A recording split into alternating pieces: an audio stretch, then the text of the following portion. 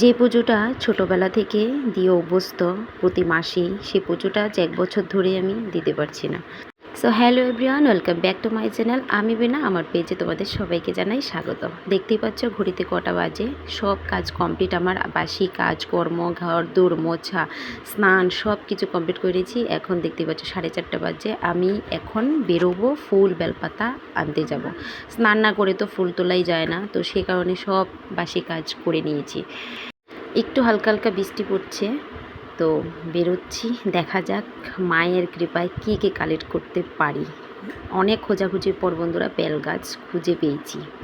তো চলো, তখন তো আর ভিডিও করিনি, কারণ বৃষ্টি পড়ছিল, বৃষ্টির মধ্যেই সব কিছু খুঁজে নিয়ে এসেছি। মায়ের কৃপায় সব পেয়েছি। 2 দিন থেকেই ভীষণ টেনশানে ছিলাম, বিশেষ করে বেলপাতা নিয়ে খুব টেনশানে, কারণ এটা একটা অচেনা জায়গা, কোথায় কি পাবো মানে সেটা নিয়ে খুব চিন্তিত ছিলাম। সেই জন্যই, যেহেতু অচেনা জায়গা খুঁজতে আমার একটু সময় লাগবে, তার জন্য আমি ভোর 4টের সময় উঠে ঘরে সব কাজ করে 4:30টার সময় বেরিয়ে এই 5:30টার মধ্যে ঘরে ঢুকেছি। সব কিছু ফুল থেকে শুরু করে বেলপাতা দুপা যা ছিল সব খুঁজে অনেক দূর থেকে খুঁজে আনতে হয়েছে। আর পুজোর জোগাড় সব করে নিয়েছি, করে এখানে চলে এসেছি। নিজেও একটু সাজবো, যেহেতু মায়ের পুজো, মায়ের পুজোতে তো একটু সুন্দর করে সেজে গুজে বসতে হয়, তাহলে তো মা খুশি হবে।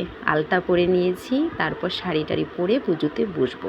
কী পুজোর আয়োজন করছি সেটা তো আর বলি না, কারণ সেটা তো আমরা সবাই জানি যে আজ বিপদনাশিনী পুজো। এই বছর বিপদনাশিনী পুজোটা তো শ্রাবণ মাসে চলে এসেছে। প্রতি বছরই আষাঢ় মাসে কিন্তু হয়, কিন্তু এবার শ্রাবণ মাসেই পুজো পড়েছে।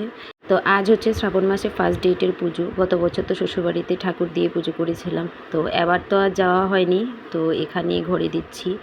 জানো তো, এই যে মা বিপদনাশিনী পুজোটা আমি ক্লাস 4 থেকে কিন্তু মানে আমার যখন বুঝ হয়েছে, আমি ক্লাস 4 থেকে এই পুজোটা একা একা নিজে হাতে দিচ্ছি, এবং প্রতি মাসে দিতাম, প্রতি মাসে।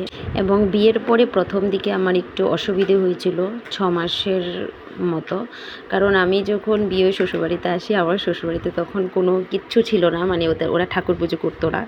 তো তারপর আমি সব জিনিসপত্র ঠাকুরের আস্তে আস্তে করে কিনে মায়ের পুজো আবার শুরু করেছিলাম। মাকে স্থাপন করেছি আমার শ্বশুরবাড়িতে। তো বিয়ের পর প্রথম আমি শুধু কিন্তু মায়ের পুজোটাই করতাম প্রত্যেক মাসে, এবং আমার মেয়ে হওয়ার পরও কিন্তু এই যে সৃজা ছোট ছিল, মানে 1 বছরের ছিল, 9 মাসে ছিল, আমি তখনও মায়ের পুজো দেওয়া বন্ধ করিনি। কিন্তু এখানে মানে এই যে ভাড়া বাড়িতে সৃজাকে নিয়ে আসার পর থেকে, যেহেতু একটা অচেনা জায়গা, সৃজাকে ঘরে রেখে বেরোতেও পারতাম না, আর এখানে মায়ের পাঁচালিটাও ছিল না। এখানে আসার পর প্রথম বাড়িতে গিয়ে পুজো দিতাম, কিন্তু এখন তো সৃজার যেহেতু দিন দিন পড়ার চাপটা বাড়ছে, টিউশন থাকে, আর্ট থাকে, ড্র থাকে, প্রত্যেক মাসে যাওয়াটা সম্ভব হয় না। এই 1 বছর ধরে মায়ের পুজো দেওয়া পুরো বন্ধ হয়ে গেছে, আর প্রত্যেক মাসে আমার খুব মন খারাপ হতো। আর আজ কতদিন হতো আমার মাও বলছে, কারণ আমি যেহেতু পুজোটা একটু বেশি ভালোবাসি, তো কতদিন ধরেই মানে বুঝেই পারছিলাম না যে কি করব, কি বাড়িতে যাব না এখানে দেব, মানে কিছুই বুঝতে পারছিলাম না। অনেক চিন্তা ভাবনা করার পর দেখছি যে বাড়িতে যাওয়া পসিবল হবে না, তো রথে গিয়ে সেদিন মায়ের পাঁচালিটা কিনে নিয়ে এসেছি। তারপর আজই কিন্তু মায়ের পুজোটা সত্যি খুব ভালোভাবে সম্পূর্ণ করেছি। আমি তো ভেবেছি, মা তো আমার সাথে খুব রাগ, কারণ 1 বছর ধরে বাড়িতেও ঠিক করে যাওয়া হয় না।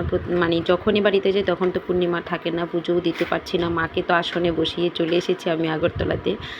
কিন্তু আজ পুজো দেওয়ার পর জানো, যখন পান পাতাটা ভাসিয়েছি, এত সুন্দরভাবে, আমরা তো কাঠম বলি, তোমরা জানি না কে কী বলো, এত সুন্দর করে ধরেছে। ভিডিওটা তখন সৃজা করছিল বলে দেখাতে পারিনি। তারপর দেখো পুজো দিয়ে ঘরে চলে এসেছি। এখন প্রসাদ সব প্যাক করে নিয়েছি, সবার ঘরে ঘরে গিয়ে প্রসাদ দিয়ে আসবো। প্রসাদ দিয়ে এসে এখন আমি প্রসাদ নিয়েছি, সৃজাকে প্রসাদ খাইয়ে তারপর আসনে কাজটাকে পুষে করব।